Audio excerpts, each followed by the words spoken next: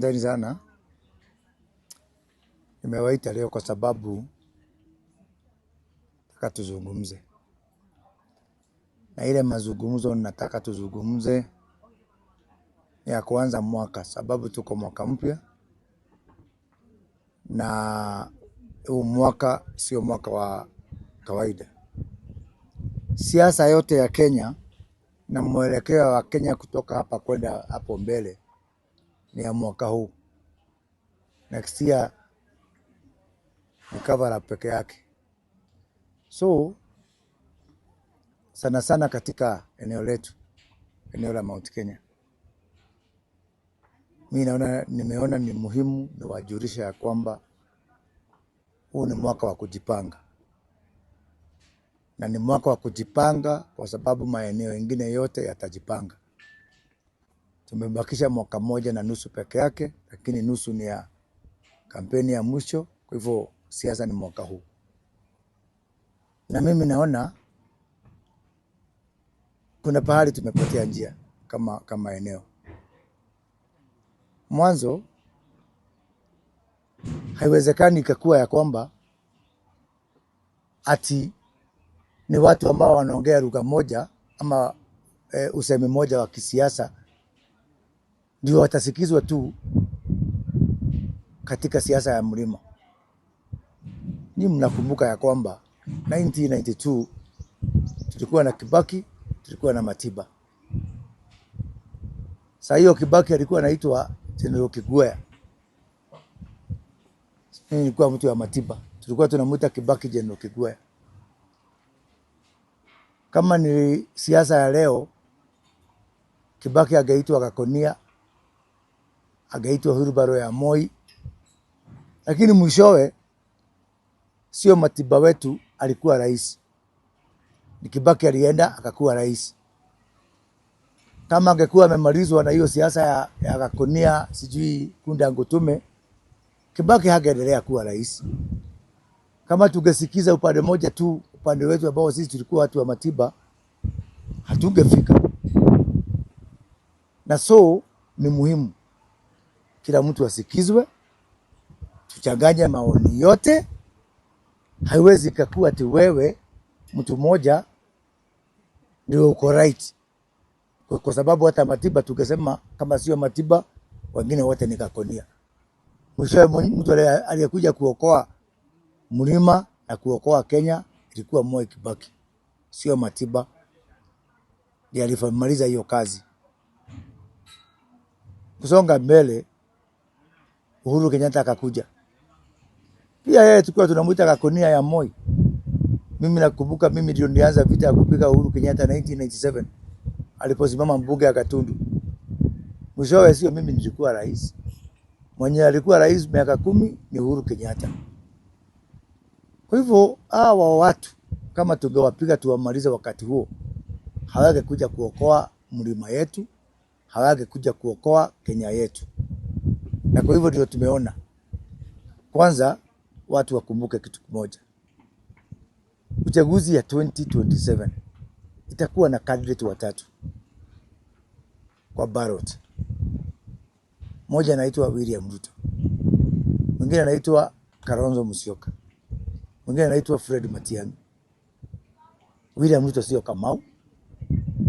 Matiang'i sio Njoroge. Kalonzo Musyoka sio Kimani. Wote sio wa jamii yetu.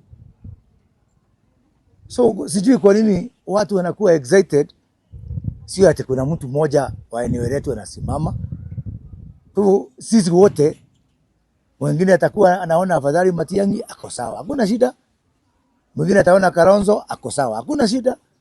Wengine wataona William Ruto ako sawa, hakuna shida. Ikumbuke ya kwamba eneo letu kwa wakati huu hakuna mtu hata mmoja ambaye anaweza kuwa na ushindi atasimama kura ya rais na ashinde. Kwa hivyo tunapigania bure. Na kuna haja ya kila mtu akuwe na haki ya kufanya hesabu yake kulingana na vile hesabu inamuonyesha. Kwa sababu kama tukisema kwamba unaacha mtu ya kabila yetu ndio uchague mwingine, hiyo ni kitu kingine.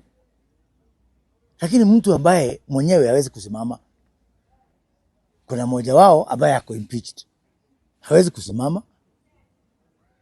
So kama Rigathi Gachagua aganiambia kwamba anaweza kuchaguliwa, hiyo ni kitu kingine. Naweza kukaa chini na yeye nimuulize, unatupeleka wapi?